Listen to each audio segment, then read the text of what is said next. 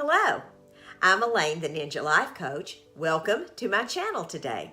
Before we go any further, I'm going to ask you to like, subscribe, and ring that notification bell because we're getting ready to do some stuff that I think you're really going to enjoy over the next few weeks, and I don't want you guys to miss anything.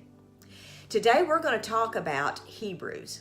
And we're going to talk about the 9th chapter and the 27th verse. And the reason I want to talk about that today is because I do talk to widows pretty frequently.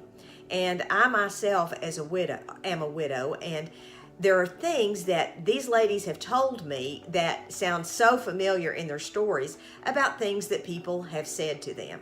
And these are some things that you might want to reconsider before you say this to someone who has lost their loved one. And the first thing that people say is, I know exactly how you feel. Well, unless you have lost your husband or your wife, you have no clue how I feel. And even then, it's going to be sketchy whether you know how I feel. No one is going to know how you feel. No one. People are well-meaning when they say that. They're empathetic. They want to show sympathy when they say that. But don't say that to someone unless you have actually lost a spouse. Don't say, I know exactly how you feel.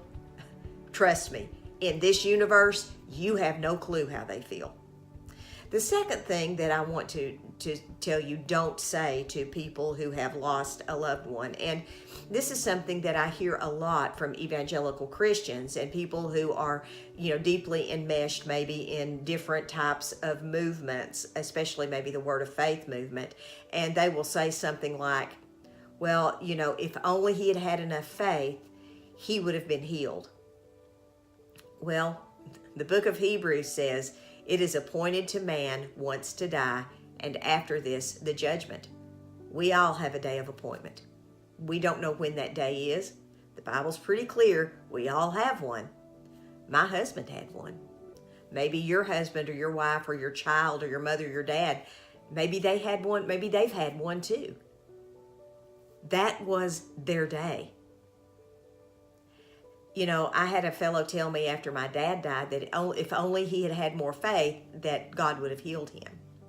And I can't tell you that those words were like an arrow in my heart, because my dad was one of the most faith-filled men that I've ever known in my entire life. And if he didn't have enough faith to get healed, then nobody could.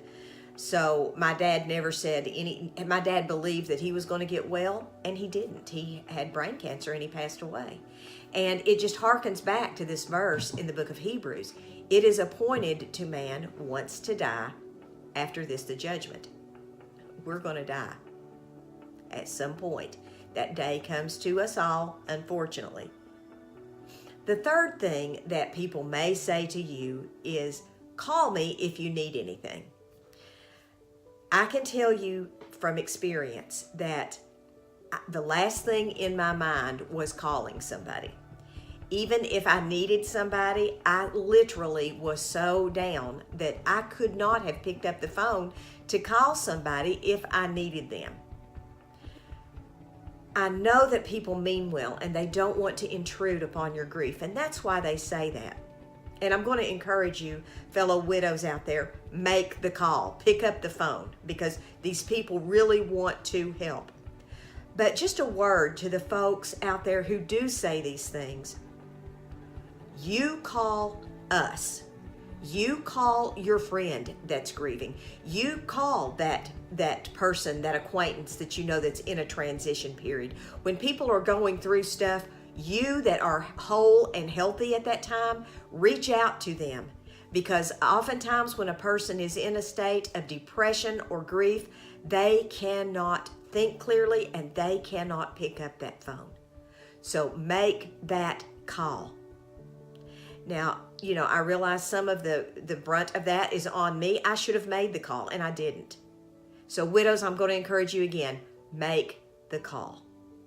I hope this helps some today. I just found that verse this morning when I was thinking and praying about what I needed to talk about today, and I just felt like that's a very necessary thing, because a lot of times Christians will tell you, especially Christians who really believe in faith healing and things of that nature, they will tell you things like that, just get your faith up. Well, my faith was pretty good, and my husband died on his appointment day, and that's about the best that I can do and the best that I can say. It happens. That doesn't mean God's word isn't true. That doesn't mean people have lack of faith. That just means that was their day to go home to be with the Lord. The Bible also instructs us that how precious is in the sight of the Lord is the death of his saints. So we are not looking at this from the same perspective that God is. God is looking at it as a relief from the cares of this world, that he's giving us an opportunity to go to heaven to be with him, where we don't have to worry about anything anymore, and we can be with him forever. That's God's perspective. Unfortunately, that is not our perspective. We see that as a grief and a loss, and it is to us. I hope you guys have a wonderful day. God bless. Maranatha.